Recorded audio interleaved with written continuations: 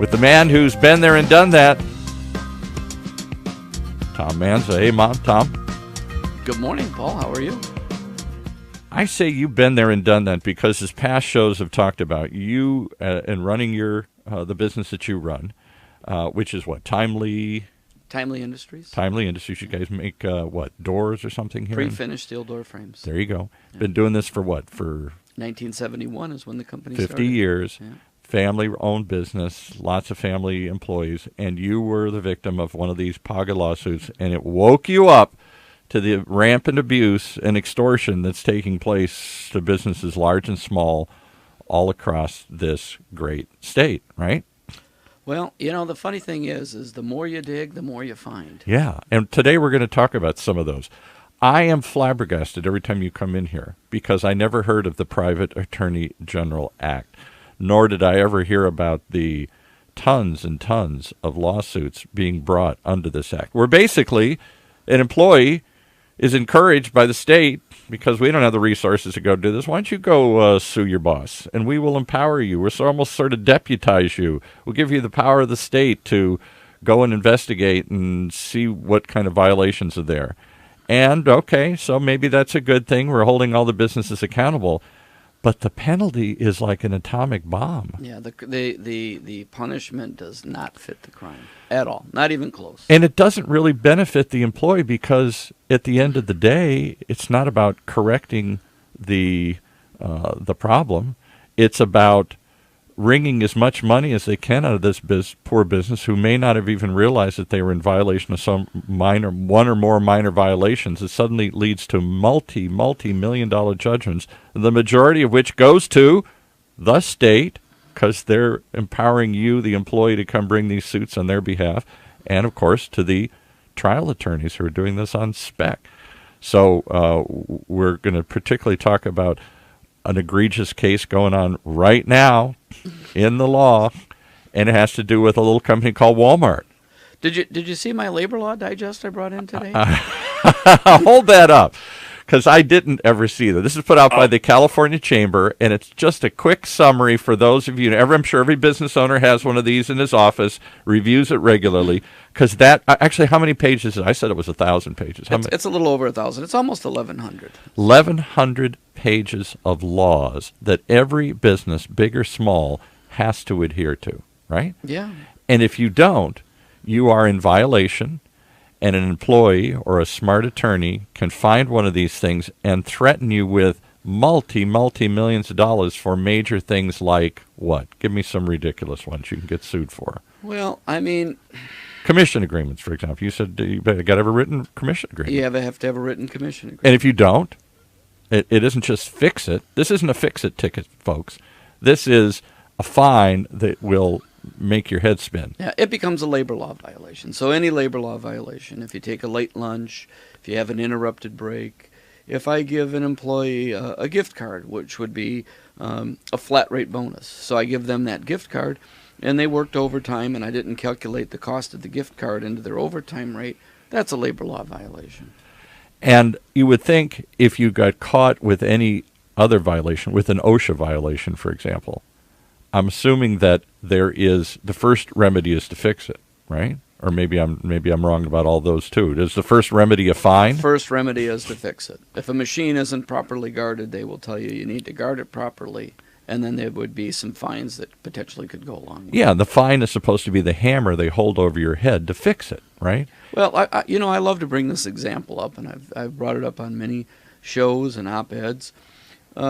In San Francisco, unfortunately, there was an employee that was on a forklift, and they had a ramp, and the ramp didn't have the proper guarding.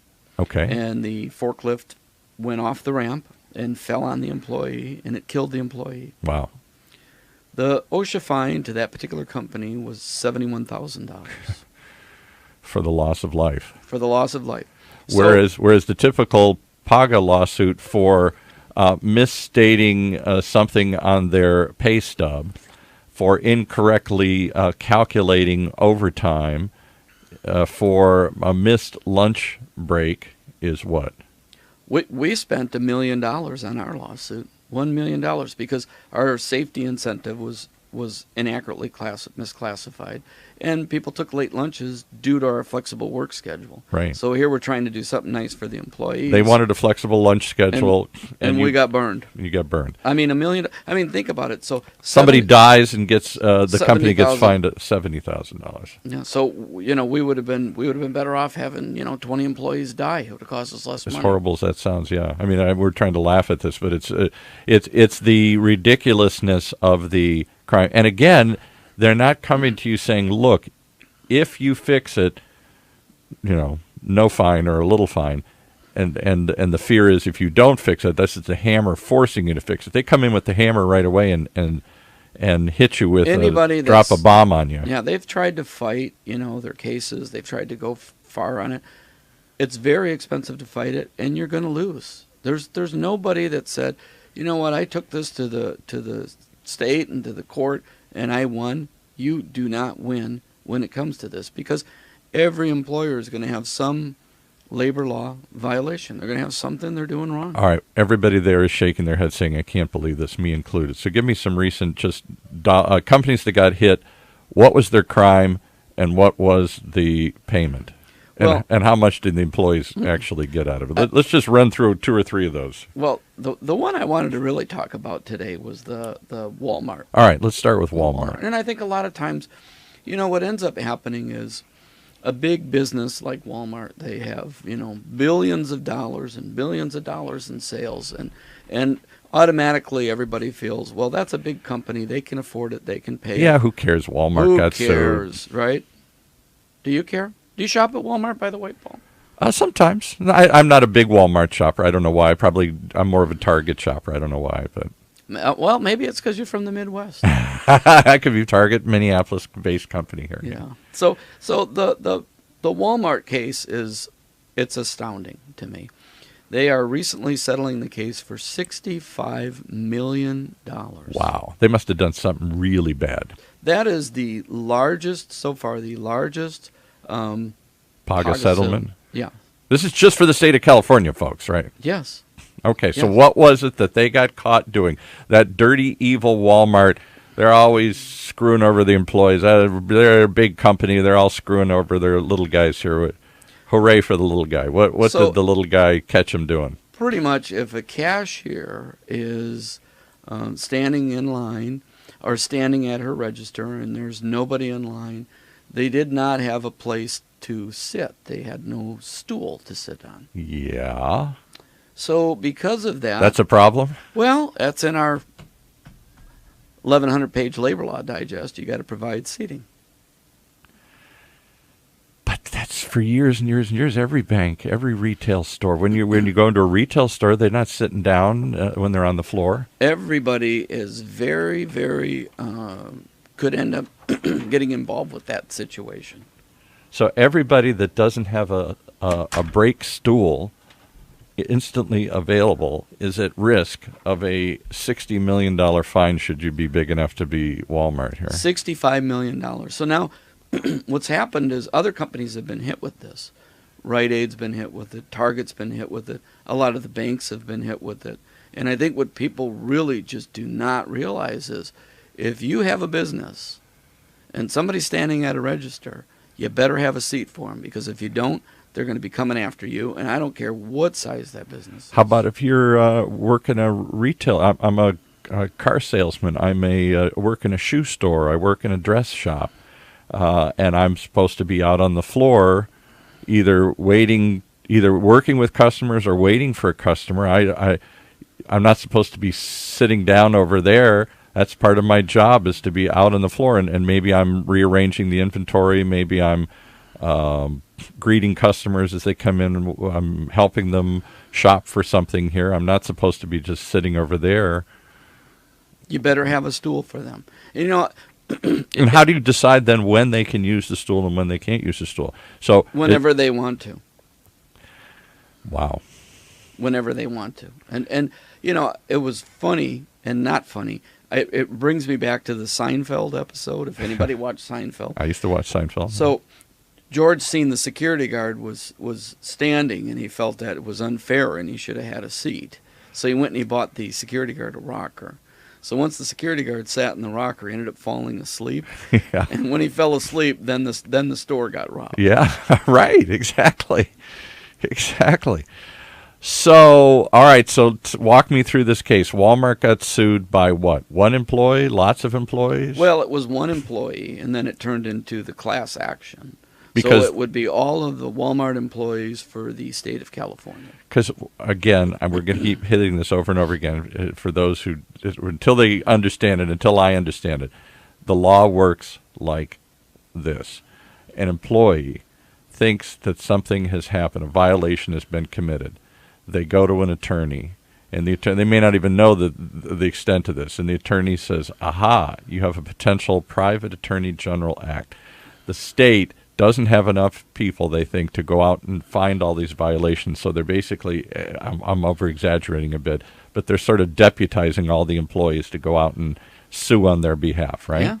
And then the attorneys have to what? They send a notice to the state saying, we think there's a violation, we're going to go after it on your behalf, and unless the state stops them and says, no, that's not a violation, forget it, they move forward with the full weight and power of the state now as a co-prosecutor on their behalf, sort of. You know, I got to tell you something, Paul. It seems to me, since I started doing this show, you were turning into an expert.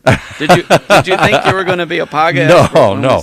So then I'm not just suing on behalf of me and even the other aggrieved employees, the current ones and the past ones for the past couple of years. Correct. Those who've left. But I'm also my co-defendant in this suit. Not defendant, my what do you call it, the person that's bringing the lawsuit, plaintiff in this suit, is the state of California. Yeah. So it's Paul Roberts et al. And others and the state of California suing your business, my business. Absolutely.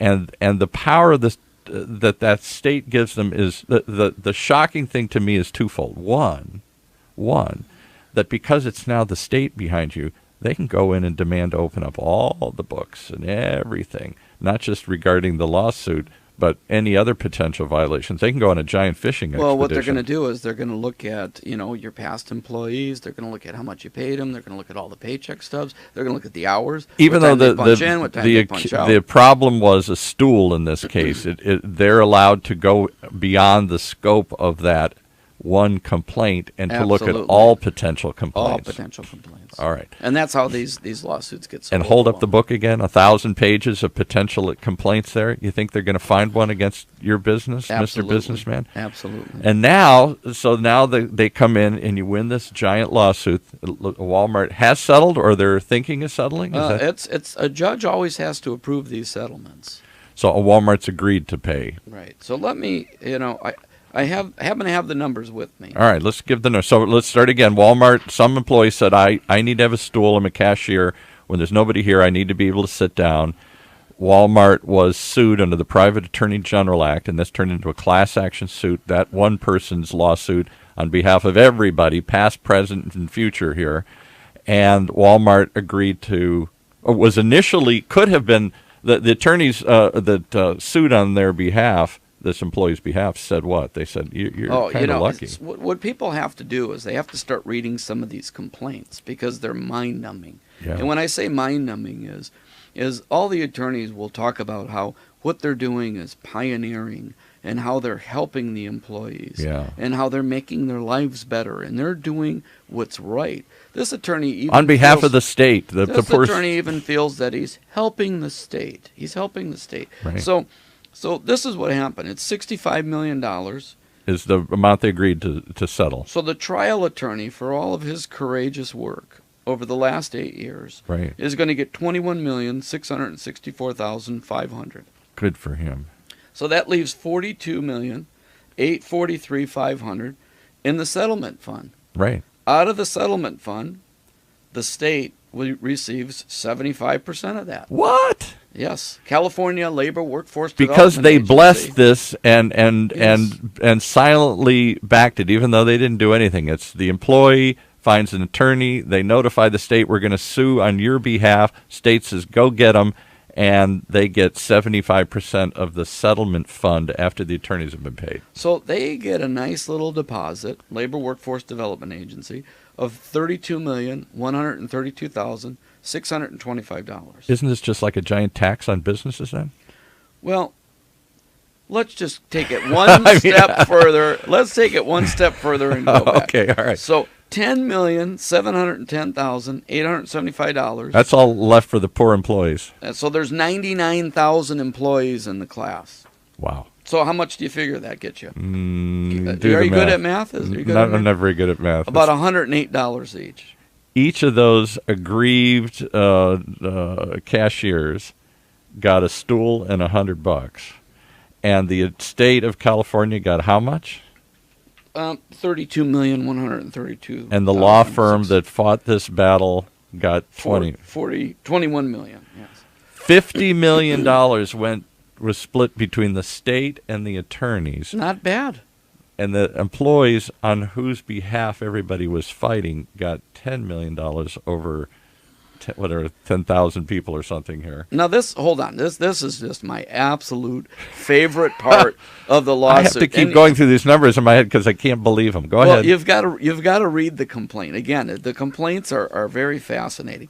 You know, this trial attorney said that he really worked with Walmart and he decided it was a good deal. It could have been much worse. Walmart should be happy.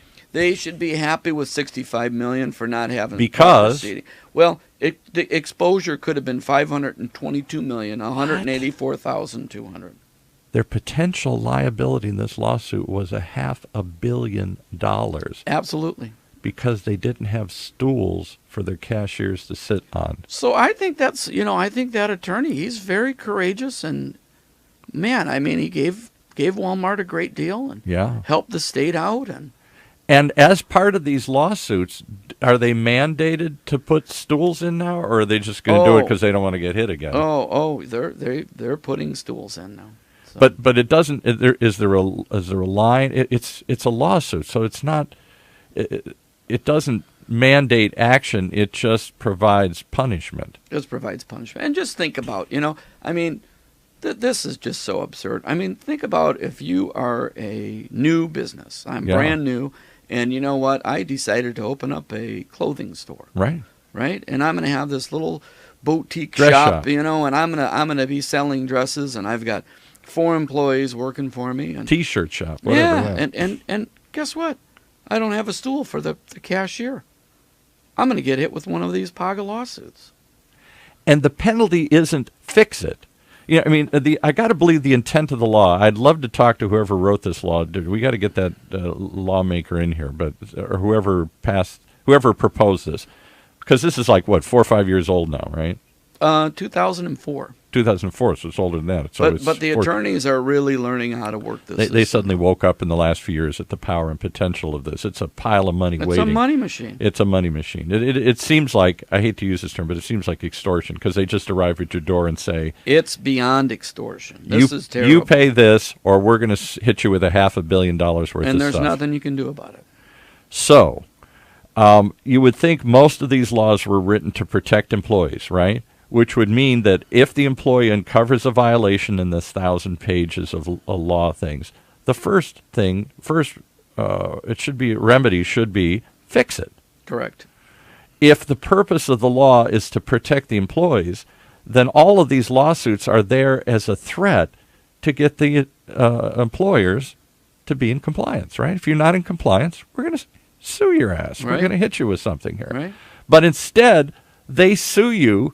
There is no chance to correct it. There's no fix-it provision. Nothing. Here, listen. Walmart couldn't suddenly provide stools and say, all right, you're right, we should have done it.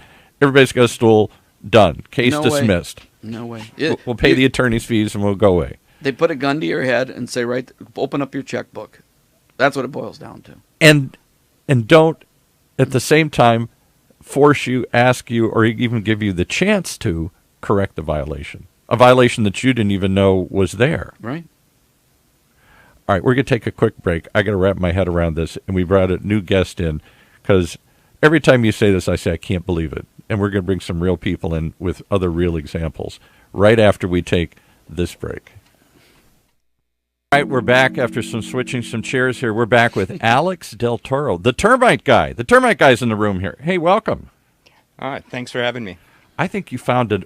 I know you deal with pests and problems and bugs. I think you found a big pest, or they found you. Talk about your own experience here. You were the victim of one of these PAGA lawsuits, your company, right? I was. A couple years ago, probably 4 years ago, at the end of the year, before I do my taxes, I always go on ID Verify and verify, making sure all the Social Security numbers and everything's good before I file. Okay. And went in and... That sounds like a good thing. I don't know that most businesses go to that length of doing that. You know, and the federal government doesn't make ID Verify easy. You have to go on, you got to take a test.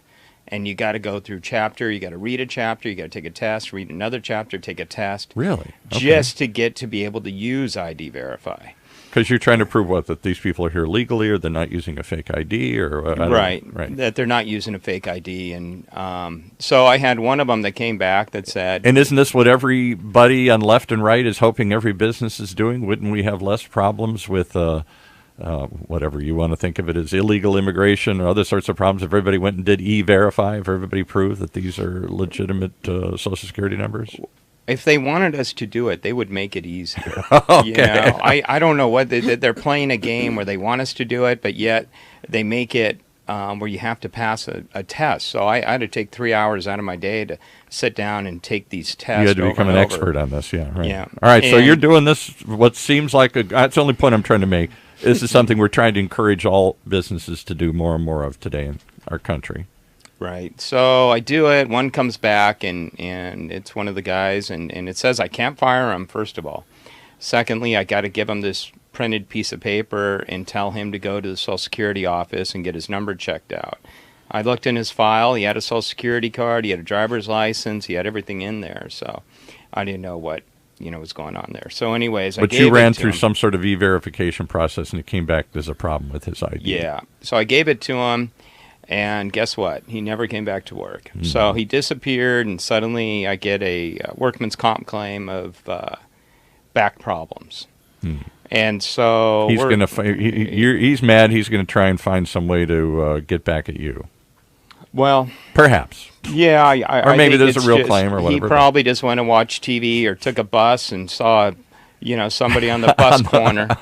Have you been unfairly treated?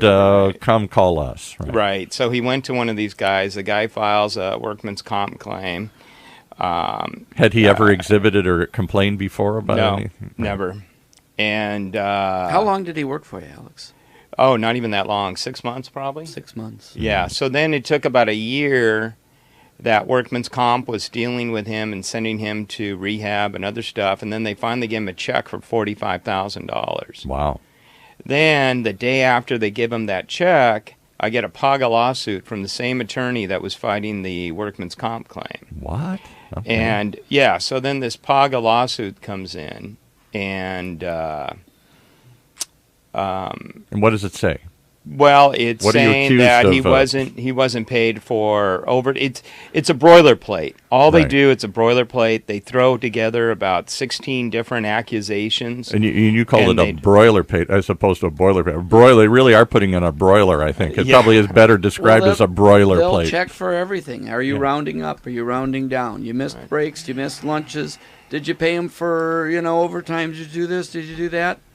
Yeah, it's just a standard... minor violations in how you calculate pay in his pay stub, right? Right. So we had all the proof. In many cases, technical things, too. Talk about some of the technical things, Tom, just quickly, that you see in these pay stubs. It isn't just money. It might just be something that was there's a company in Sacramento right now settling $1 million PAGA lawsuit, 200 employees, and believe this or not, the employee ID number on the check did not match the employee ID number on their badge. Wow. Hello. What? So they had everything. They were perfect on everything. So the employee wasn't out any money. Nothing. Nobody was paid wrongly. It was simply a inaccurate paycheck stub because typographical error. Correct. Yeah, and all this is people settle. I think I'm not exactly sure, Tom. Maybe but I think about 95% of these things settle. They never make it into a trial, and they settle because the cost of fighting them is so great Yeah. that they're willing to settle. And the ones who have fought, Alex, lost. Right. Which is why, and maybe I'm overstating this, but it seems to be a type of extortion because the goal isn't to get you to fix the problem. The goal is to squeeze as much money out of you by threatening you. You can either get hit for an atomic bomb's going to drop on your business. In Walmart's case, $500 million. Do you really want to run that risk and pay the millions it's going to do to fight this, to dig up all the information we're going to dig, to all the discovery we're going to do, all the attorneys and accountants you're going to have to pay to defend this and provide the evidence and all this stuff? Or do you want to just settle right now? We'll go away. And most people just go away, which is the definition of extortion. I'm going to burn down your business unless you pay me a protection fee. Now, Alex, before we get into a little bit more details, tell us a little bit about your business. You know, how long have you been in business? When did you get started? I started the Termite Guy in 1997, so we've been a little over 21 years in business. And what do you do?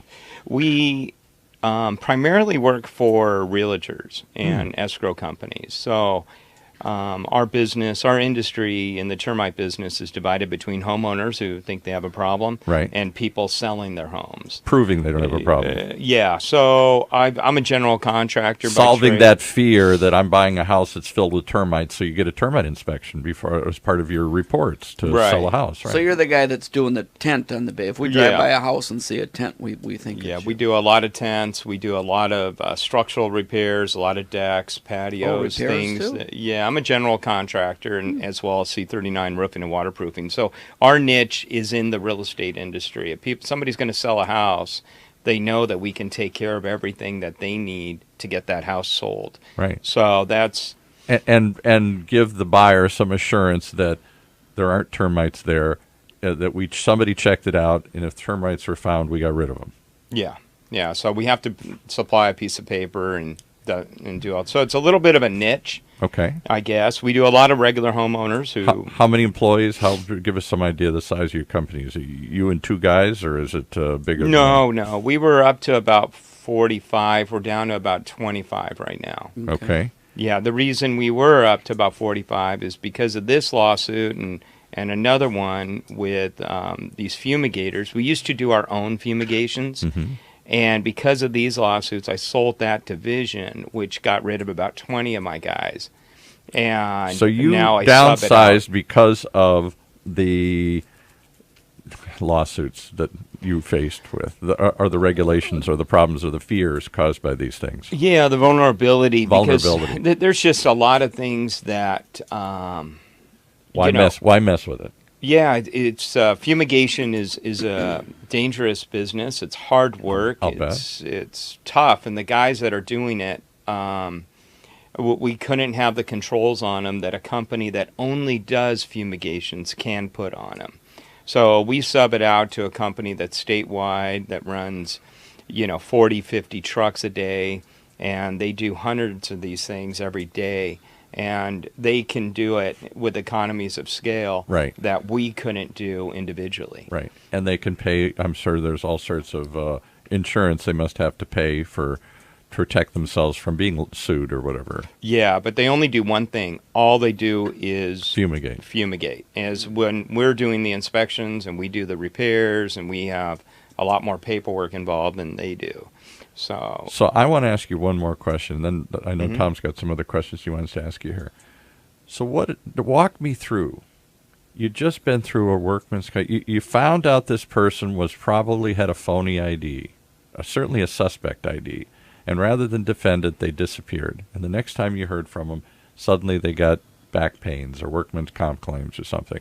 And so we all know that everybody's grinding their teeth at this whole notion that suddenly everybody who's fired has a claim to file. But you went through all that. And then a second lawsuit comes. Walk me through how you felt. What did you do? Who did you call? Well, yeah, so I can't call Ghostbusters. Well, it even gets a lot worse. Okay. But it's, we had EPL insurance, employment practices. Okay. And so we handed over to our employment practices. And they're saying, well, you have a They all have high deductibles on these things. So we Okay. had like a $20,000 deductible. So they hook us up with an attorney that I didn't really care for in L.A. because I have my own attorneys I would have rather have used, but the Right. insurance company said, no, you got to use this, but you got to pay his bill anyways up to $20,000. Okay. So this... If you want us to go and fight this and to accept your claim, then first we got to try and fight it, and we got to use our guy, and that means you got 20. You got to pay the first 20 Right. per the policy here. Right. So we start going this route, and And what did Now- he tell you? Does he say, "I got it handled, no problem"? well, he did his job. He was a guy from LA. I just didn't know him. But he goes, and they start filing all this paperwork, and I heard, because I heard through the grapevine, that this employee went and moved to Mexico. So he went back to Mexico and was gone. And so I'm telling him, hey, you got to file depositions. You got to do something. Make sure this guy is still in the States. Well, I'm paying the monthly fee to keep these attorneys busy. The other attorney, his attorney, is getting things delayed 3 months and another 3 months. And he basically said they can't find the guy, but they keep on getting it delayed 3 months. And all this time I'm paying attorney fees out for paperwork that they're doing and phone calls and whatnot. Can I ask you an obvious question? And this is what I'm really going to ask a dumb question because I don't know. If this former employee was in fact here illegally and was not a United States citizen, how are they allowed to file a lawsuit anyway? They are. They are. That doesn't matter. I Take don't it from think. experience. They Yeah, are. yeah, it doesn't matter. But so then Okay. it goes on a year and a half of them delaying everything every 3 months. Okay, we have a court date. Boom, they delay it another 3 months because they can't find the guy. And meanwhile, you got to pay attorneys every one of those Right. extra months here. And meanwhile, they're asking me for data. So they want to know all the employees here. And I'm all, do I really got to go through all my books? They said, yep. So I have to go through all my books. And that provide them doesn't with all mean this you. stuff. That means you got to pay somebody to produce all that Right. paperwork. Right. Right. Or so even if it is one of his employees, there's a huge cost to gathering data, and that's Right. another thing people just don't. Because how far back understand. do you have to go? It's They for can go back 4 years. yeah. And so not just for this employee, but every employee. Past employees. Right. Right. So what they were trying to do is find somebody else to fill in his name instead of this guy.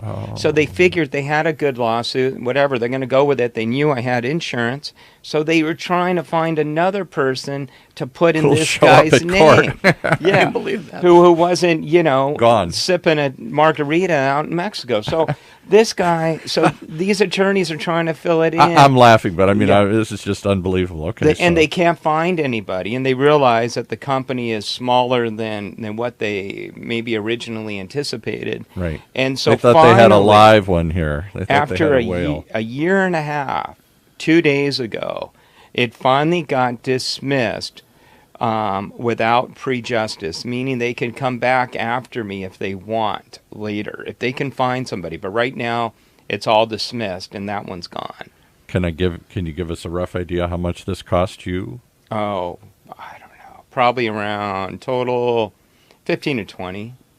You spent chasing, defending this thing, complying with the lawsuit, and in the end, the guy who filed it left the country.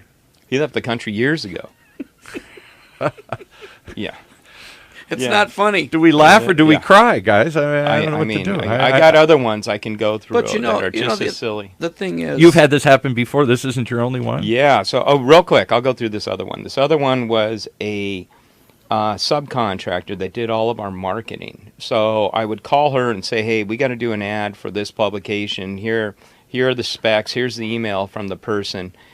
Put it together. And she would put it together. She worked for about 4 or 5 other companies. Yeah. I used her for years, probably 3-4 years. And But you didn't employ her. She's a subcontractor. she was a subcontractor. She Self-employed gave or- me a monthly invoice of all of her hours. She didn't work out of our office. She worked at home. Independent contractor. Independent contractor. She sues me and says she should have been an employee, able for benefits, so forth and so yeah, forth. right. And it's a PAGA lawsuit. And and that's a really touchy one. Is just because we all, I don't know your business. I'm not trying to cast aspersions or whatever, but I know every business is trying to find ways to take people off their books.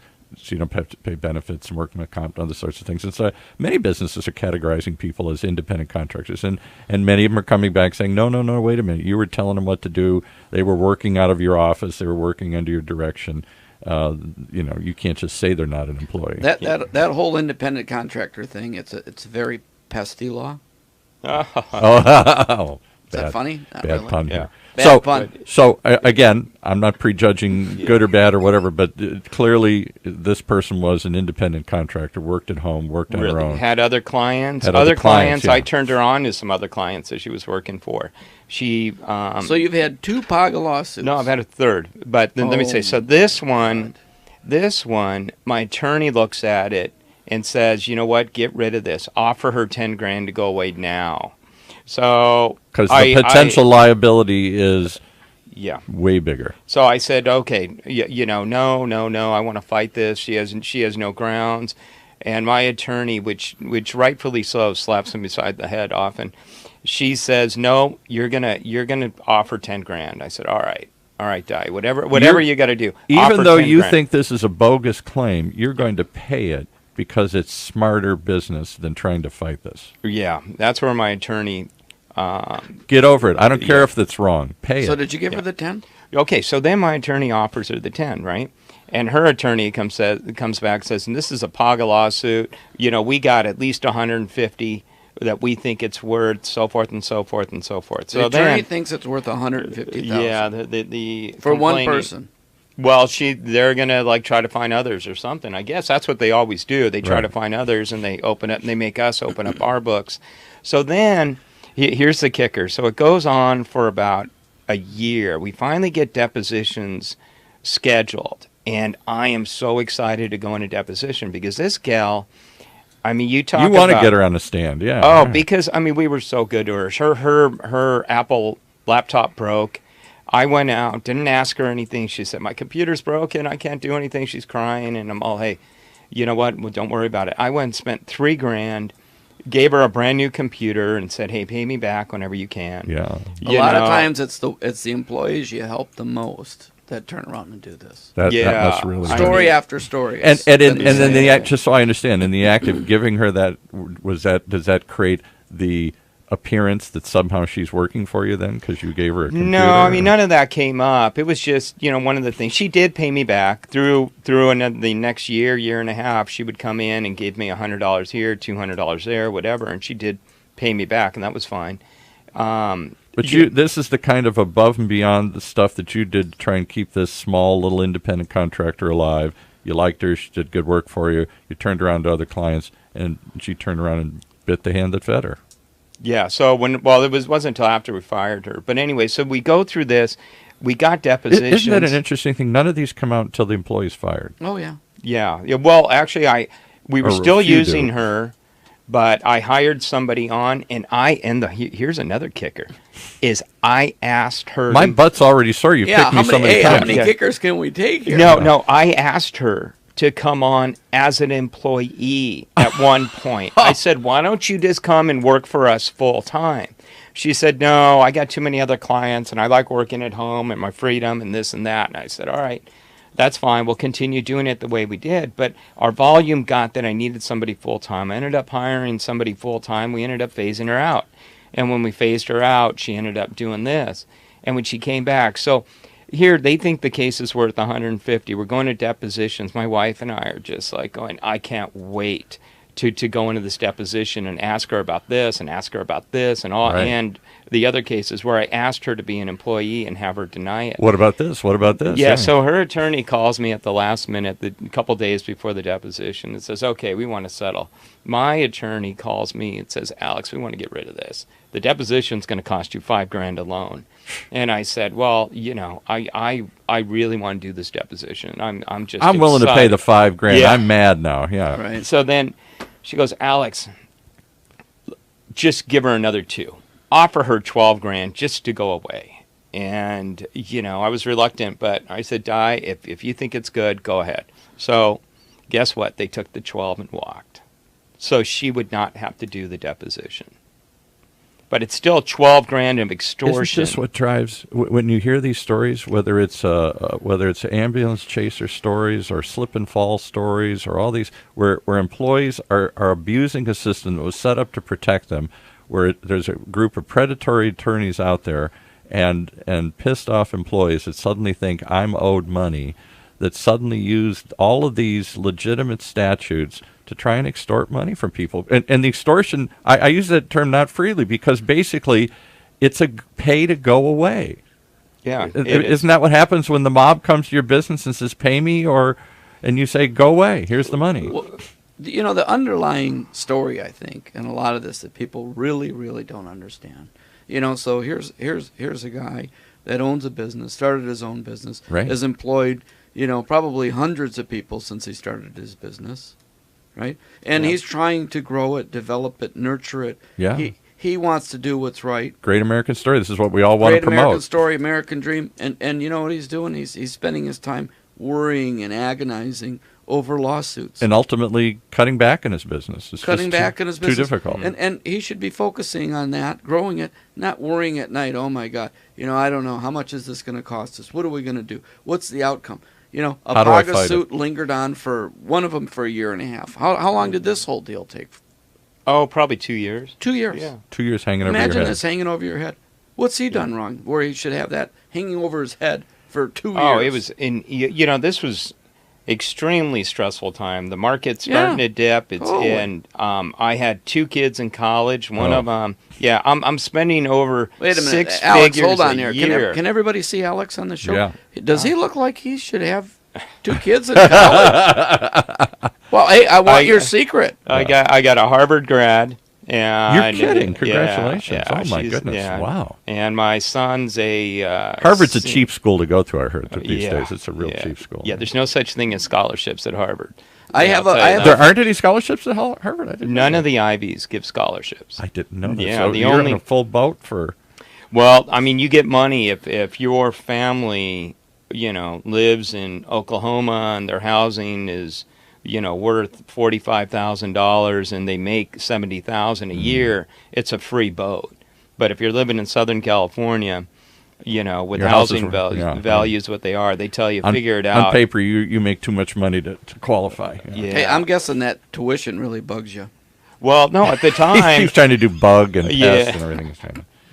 I get it, but at the time I was getting tuition bills, and I didn't know how I was going to pay them, and I'm paying attorneys like crazy, and it was just a very stressful time. That guy trying to build his business, trying to set his kid to Harvard. The lawyer doesn't. The lawyer and the rotten employee, and I'm going to call them a rotten employee, don't care about this man. They don't think about his life and what he's got to deal with. That's what bothers me the most. Yeah. Well, that's what I'm saying. So in general, we've heard these kinds of stories before. The ungrateful employees, the bad apples that exploit these systems, and the bad attorneys that encourage them and almost like ambulance chasers, you know, go try and find them. We're going to talk about ambulance chasers on the next show. But here's the point I want to make. We live in a time in society right now when more and more people are screaming too much. And we're trying to cut back regulations. We're trying to shrink government. There's an angry group of people certainly on one side, sometimes on both sides, saying, wait a minute, we can't try and kill business here through over-regulating it. That's a common theme. Whether you believe it or not, that's an angry theme. But this isn't regulatory problem. It starts with a regulation. This is lawsuit problems. This is people taking those regulations and turning them into instant cash, into instant... It's a weapon. This is a weapon of mass destruction. Yeah, it really is. When you look at the amount of money being pulled out of businesses for ridiculous, ludicrous, in many cases, obviously phony reasons. And for the business owner, it's more of a cancer than a broken arm. Yes, I mean, a broken arm... You can you know, you can, you know what it's going to take. You know, okay, this is going to be 6 weeks. I'm going to be back in order. I'm going to fix this, and I'll be ready to, you know, get out and do what I do in 6 weeks. Why wasn't? But it's more of a cancer. You don't know where it's going to. You don't know where it's going to end. And you know if it's life-threatening or not. Right, and so a lot of people can't handle that kind of stress. No, I can't. So it ends up killing it ends up killing mid-sized businesses. The small business is probably not big enough to get sued. Right. And people are always complaining that, all we have, you can drive from here to the East Coast and all you're going to find is Cracker Barrels and chili restaurants. They're all the same, and the franchises and everything else. Right. It's because the small, medium-sized businesses always get eaten up by the large businesses. And Right. the medium businesses, it's like my business. I got a Harvard grad and my other son's at UCLA. I want them so far away from this business that I do not want them to get in this business. Did you go to Harvard? Are you a college grad? Yeah, Cal State Fullerton. Okay. But it's and just your too parents many before variables. you were they college grads? No, I was the first. Yeah. So this is the American dream. Your parents come here. Alex is a productive citizen dealing with stuff like this. Yeah. And nobody wants to listen to any of us. Why? We have no voice. Why? We have no voice. Every week we come in here and we talk about these outrageous examples.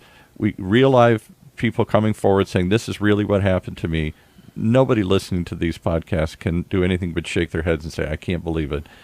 And then you say, well, it's got to be an anomaly, can't be common. And then you tell me big, massive companies are being hit, little companies are being hit, medium-sized being companies. Why is this the story nobody's talking about?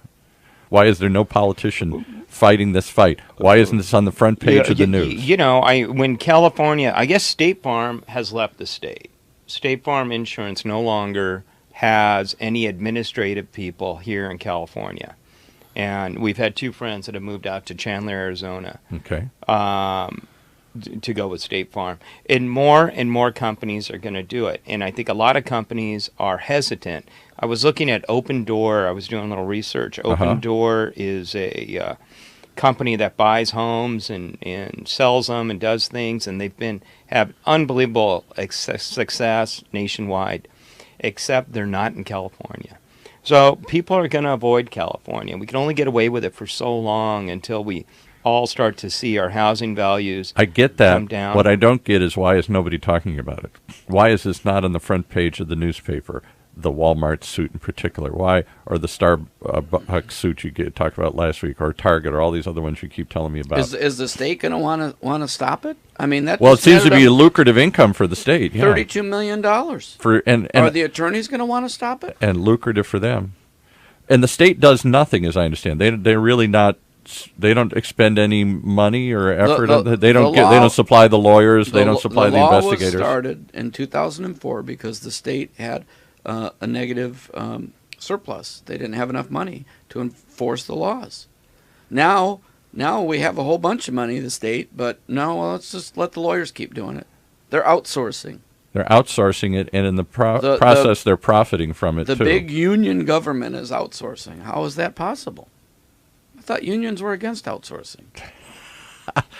None of this makes sense. Well, it does because the attorneys have such a strong lobby. Yeah. So there's another law that is on the books right now. I don't think it's been signed. I'm sure that Governor Brown up there would have loved to have signed it, and I forget the name of it. But what they're doing right now, we have 1 year statute of limitations that somebody can come back and file the wrongful termination. Okay. You might know about this one, but they want to make that 3 years instead of 1 year. Mm-hmm. And so why not make it 30 years? Why not make it 100 years? The attorneys have been up lobbying like crazy, and the attorneys pay for the Democrats. The Democrats obviously win a lot of elections in this state, and all they do is feed back to the attorneys. But I'm going to challenge you on one thing. I understand what you're saying, and the attorneys' lobby is a powerful part of the Democratic coalition. But I'm telling you, we had all the Republicans in here, too. All the pro-business Republicans, and I didn't hear one of them, not one of them, talk about any of this stuff here. They all talk about cutting regulation. But I don't hear, not one of them have brought up. That's what shocks me. Nobody has grabbed a hold of this and said, here is the example of bad legislation. I guess people it's just are not afraid. sexy. They're afraid to talk about it. It's complicated. They don't understand it. People don't want to be anti-labor. I mean, that's what I'm trying to say. We live in a time when there's a lot of people, maybe more Republicans and Democrats, talking about cutting back regulation. and yet none of them, when they cite why, gives this as an example. Well, the attorneys that sue drive exotic cars, and they live in Beverly Hills. Right. You know, and most... Or here in Newport Beach. Right. and I mean, honestly, a lot of the people that end up getting sued don't live that lifestyle. They don't make that kind of income. I know. I'm just stunned. I would think that this would be front and center in a world that's mad at government and mad at regulation, that this would be the poster child for why we've got to reform labor law in this case or other things. You know, I don't know about you, Tom. I've tried to get data on this, and it's very difficult to get we got data. some. It's coming. Get ready. Everybody hold tight, because it's come November 28th, something big's going to happen. Yeah, because the data I've tried to get, I've searched. Hint, right. I've searched through the internet. I've looked at all these sites. I'm trying to get data on how many of these things settle, how many are filed, what the dollar figure is, all these things, and I can't get any data because when they settle, I don't think that all that's public information, especially all this little more than small because it doesn't go to court. If it goes to court, it's bad. public. It's more than you think. All right, we're going to leave it right there and come back and do a second take of this because it is more than... Second show. Alex, we need to hear story number 3. Story number 3. And I got to talk about the ambulance company. All right, there we go. This is more than you think, folks. Don't give up. Don't give in. Give yourself a time to listen to some of this because it will blow your mind. And if it doesn't spur you to action, it should, because this is something that affects all of us right here on the California Labor Law Odyssey Show.